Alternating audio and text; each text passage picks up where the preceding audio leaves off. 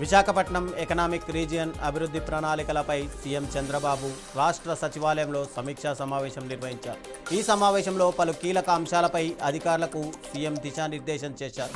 వివిధ రంగాల్లో కీలకమైన ప్రాజెక్టుల ద్వారా 9.50 లక్షల కోట్ల పెట్టుబడులను ఆకర్షించేలా విశాఖపట్నం ఎకనామిక్ రీజియన్ ప్రాజెక్ట్ చేపట్టనున్నట్టు తెలిపారు. తూర్పుగోదావరి జిల్లాలో పర్యటిస్తున్న వైఎస్ జగన్ దేవరపల్లిలోని పొగాకు కొనుగోలు కేంద్రాన్ని సందర్శించారు. పొగాకు రైతులతో మాట్లాడి వారి సమస్యలను అడిగి తెలుసుకున్నారు. పడిపోయిన పొగాకు ధరలపై చంద్రబాబు ప్రభుత్వంపై విమర్శలు చేసిన జగన్ రైతులకు న్యాయం జరిగేలా చర్యలు తీసుకోవాలని డిమాండ్ చేశారు. బీసీల సంక్షేమం భద్రత కోసం దేశంలోని ఎక్కడా లేని విధంగా ప్రత్యేక రక్షణ చట్టాన్ని ఆంధ్రప్రదేశ్లో తీసుకొస్తున్నట్టు మంత్రి కింజారపు అచ్చెన్నాయుడు వెల్లడించారు. ఈరోజు నిర్వహించిన సమావేశంలో బీసీ రక్షణ చట్టం ముసాయిదాలోని కీలక వివరాలను ఆయన పంచుకున్నారు. విజయవాడ సాయి కృష్ణ అదృశ్యం కేసులో సిఐ నాగరాజు కస్టడీ విచారణ ముగిసింది. 7 రోజుల పోలీస్ కస్టడీ పూర్తవడంతో ఆయనకు వైద్య పరీక్షలు నిర్వహించి అనంతరం విజయవాడ కోర్టులో హాజరుపరిచారు. న్యాయమూర్తి ఆదేశాల మేరకు తిరిగి రాజమండ్రి జైలుకు తరలించారు. ఇక కస్టడీ విచారణలో కేసుకు సంబంధించి సిఐ నాగరాజు నుంచి కీలక సమాచారం రాబట్టలేకపోయినట్టు పోలీసులు తెలిపారు. ఛత్తీస్గఢ్ మహారాష్ట్ర సరిహద్దు అటవీ ప్రాంతాల్లో భద్రతా బలగాలు భారీ కూంబింగ్ ఆపరేషన్లు నిర్వహించాయి. సుక్మా జిల్లాలో సిఆర్పీఎఫ్ బలగాలు రైఫిళ్లు తూటాలను స్వాధీనం చేసుకోగా గడ్చిరోలి అటవీ ప్రాంతంలో మావోయిస్టులు దాచిన 14 తుపాకీలు ఐఈడీతో పాటు ఇతర ఆయుధాలు సామాగ్రిని స్వాధీనం చేసుకున్నారు. ఖమ్మం జిల్లా మధిరలోని యూనియన్ బ్యాంక్ ఆఫ్ ఇండియా శాఖలో షార్ట్ సర్క్యూట్ చోటు చేసుకుంది. సమాచారం అందుకున్న అగ్నిమాపక సిబ్బంది వెంటనే ఘటనా స్థలానికి చేరుకొని మంటలను అదుపులోకి తీసుకొచ్చారు. షార్ట్ సర్క్యూట్కు గల కారణాలపై పోలీసులు విచారణ చేపట్టారు. నిజామాబాద్ జిల్లాలో దారుణ ఘటన వెలుగులోకి వచ్చింది. వివాహేతర సంబంధానికి అడ్డుగా ఉన్నారనే అనుమానంతో భర్త అత్తను చంపేందుకు భోజనంలో పురుగుల మందు కలిపిన ఘటన మోపాల్ పోలీస్ స్టేషన్ పరిధిలో చోటు చేసుకుంది. అస్వస్థతకు గురైన ఇద్దరిని ఆసుపత్రికి తరలించి చికిత్స అందించగా పోలీసుల దర్యాప్తులో నిందితురాలు ఈ చర్యలకు పాల్పడినట్టు వెల్లడైంది. జయశంకర్ భూపాలపల్లి జిల్లాలో నీటి ప్రమాదాలు విషాదాన్ని మిగిల్చాయి.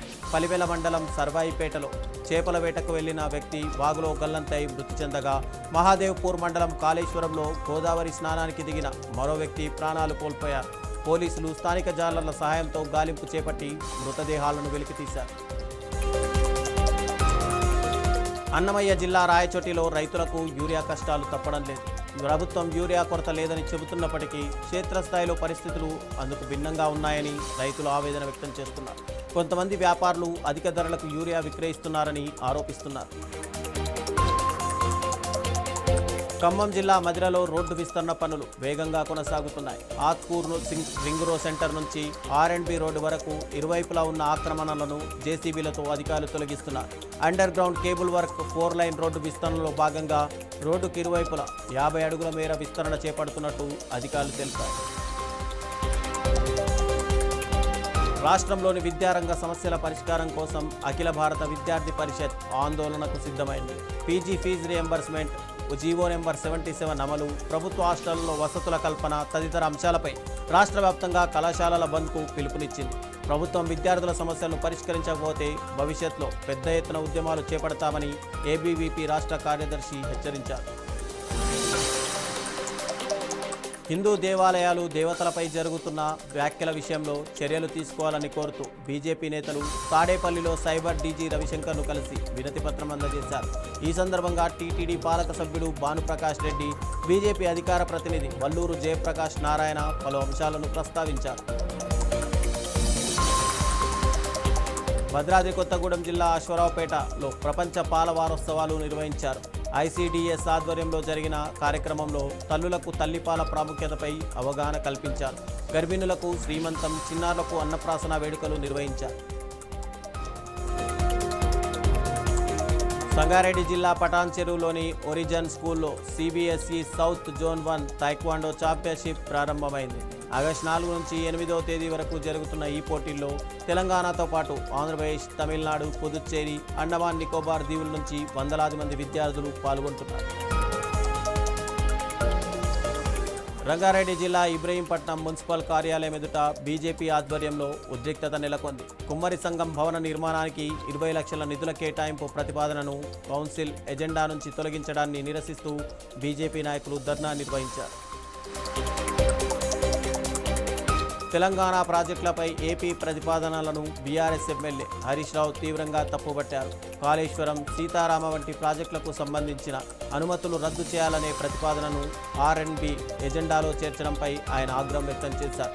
రాష్ట్ర ప్రభుత్వం ప్రాజెక్టుల విషయంలో నిర్లక్ష్యంగా వ్యవహరిస్తుందని విమర్శించారు. అమరావతి సచివాలయంలో జలవనరుల శాఖ మంత్రి నిమ్మల రామానాయుడు కీలక ప్రకటన చేశారు. రాయలసీమ తాగునీటి అవసరాల కోసం శ్రీశైలం జలాలను ప్రాధాన్యత క్రమంలో విడుదల చేస్తున్నట్టు తెలిపారు. ఎల్నినో ప్రభావాన్ని దృష్టిలో ఉంచుకొని 2027 వరకు నీటి నిల్వను భద్రపరచుకోవాల్సిన అవసరం ఉందన్నారు. రంగారెడ్డి జిల్లా శంషాబాద్ మండలంలోని నర్పూడ సమీపంలో 2 వర్గాల మధ్య ఘర్షణ చోటు చేసుకుంది. ఆటో రిపేర్ విషయంలో తలెత్తిన వివాదం పరస్పర దాడులకు దారితీసింది. సమాచారం అందుకున్న పోలీసులు ఘటనా స్థలానికి చేరుకొని పరిస్థితిని అదుపులోకి తీసుకొచ్చారు.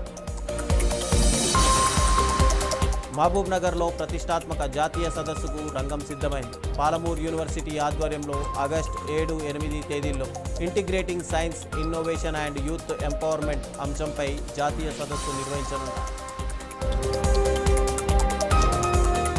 రంగారెడ్డి జిల్లా మాడుగుల్ మండలం బ్రాహ్మణపల్లిలో పూర్వ విద్యార్థుల ఆత్మీయ సమ్మేళనం విషాదంగా మారింది.